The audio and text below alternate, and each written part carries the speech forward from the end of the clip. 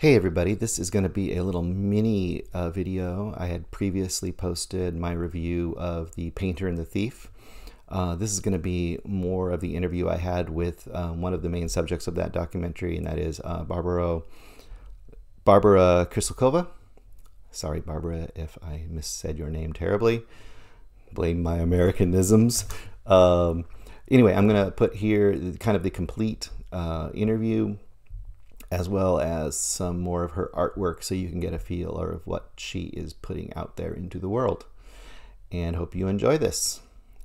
Once again, I will link her art site down below, as well as Deepest Dream and Movie Mainline, which are two other things that I'm affiliated with, which give you a lot more information as far as movies that we are loving and enjoying at the time. One thing that kind of struck me right out of the gate, and I don't think this is necessarily just an American perspective, but I think it could come from anywhere.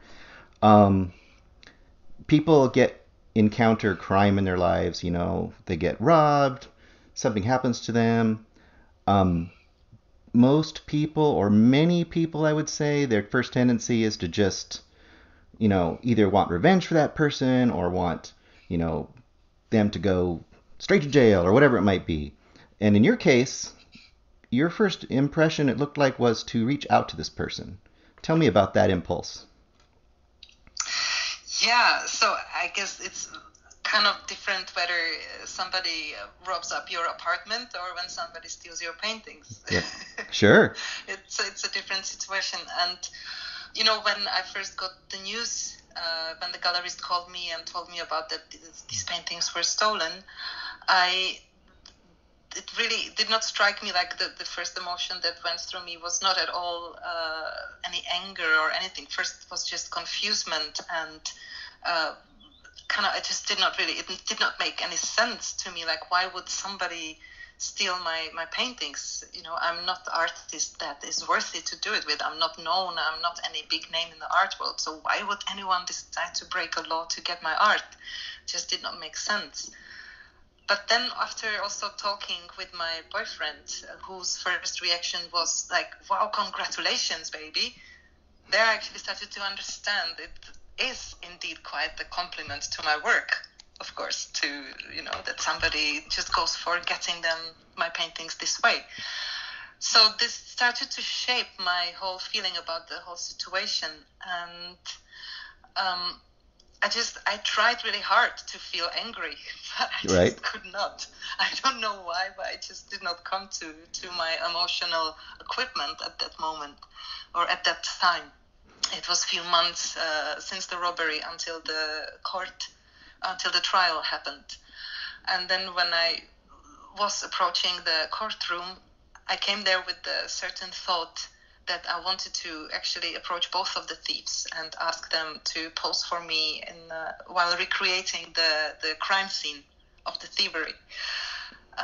So I was already coming there with the idea that I want to get to know them in a way, or to approach them whether they would pose for me.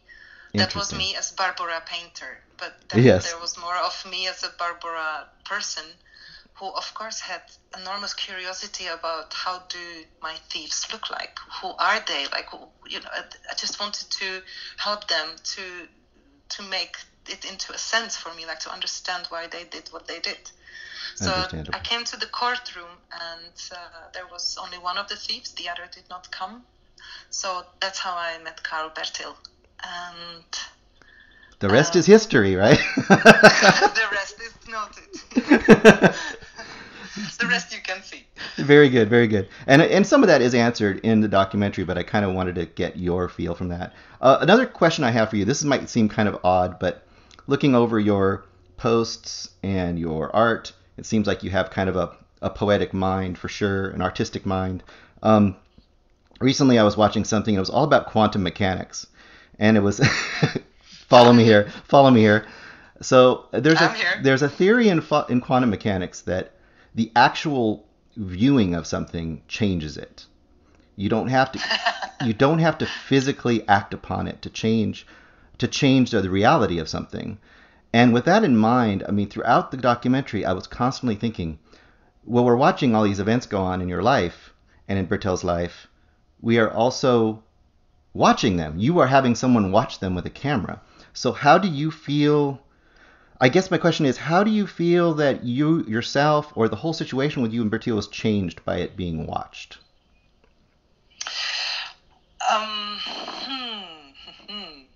Okay, first of all, the whole process when the film was made, it was actually a period of 3 years. Right. I have to say that very often I did not notice that there was camera around, because the film crew, Benjamin and Christopher Kumar, which is the photographer, they are such sensitive people who really make themselves invisible. They make themselves as a fly in a wall. Like, really, very often there was no space in my head to notice the camera. Okay. So that's it's not really answer to your question, but then let me try to answer your question. So now when I know that there are, I don't know how many people seeing this story, definitely it has some impact on me. I can't speak for Karl Bertil, this you should ask him. Right. For me, it's the very, very pure joy and thankfulness that they see it, and the power of the story. Of course, each individual gets different things from it. A different part of the film speaks to them, whether positive or negative. That's why we are humans, and each of us is different. That's the beauty. It hasn't changed really my life or anything yet. Maybe that you should ask me in some years. Yes. How it changed my life and my career, and I don't know what. But it surely hasn't changed my friendship with Karl Bertil. It even made it stronger, I assume, because we really share this very, very strong experience. Yes, absolutely. And that kind of brought to my mind that, I mean, I wrote down as I was watching it, I wrote down empathy, I wrote down reaching out, understanding, and I feel like so much of what the impact of this movie is about the passage of time and really getting to know another person. Him getting to know you and you getting to know him, and then us getting to know both of you, which is quite remarkable, I think. We are really into movies, and I love movies. I love visual art, but movies is more my thing. But I love art in general. Is there anything that you've observed, art, film, that you think has actually changed you, like drastically or at your core? You mean what is my what art has impacted you? Yeah, what has impacted you the greatest in art or in a movie? Any specific work that has really? It's such a large question. Yeah. But I mean, talking about art, then I can tell names that probably people are not familiar with. Maybe what they might be familiar with is art of Lucian Freud, which is, I think, the grandson of the Freud we all know. Sure. Then I just simply love late Renaissance paintings. That's where I find quite big source of inspiration. I love Andrea Mantegna. I love Caravaggio. Italy is simply the great place. But then there are also, of course, movies that definitely shape me. I'm not such a nerdy painter that only paints. I also watch movies. And there, I think the strongest influence ever is a movie from Andrei Tarkovsky, Stalker. Oh, yes. Which is, if you know, from the brother Strugatsky's book, The Roadside Picnic, which is just a marvelous piece of art, both the book and the film. Excellent. And I guess, for me, what has deepest impact on me is simply life. Just watching everything. Now I'm standing on the second floor of a house and I'm watching a pear tree blossoming. That's just insane impact on my life right now. Just knowing what's happening in the world. Life is impact totally for my work and for my way of thinking. People. And you can see that in your art. I mean, you focus on things that even could look, well, they talk a little bit about in the movie about how, death or things that might be not things people want to look at. I was looking at... Exactly. Thank you for saying it this way. That's exactly what I do. But you're also finding the beauty in those things. Exactly. I mean, why I believe that beauty is very essential in our life. We all need it. It of course, is also quite subjective thing, what we find beautiful.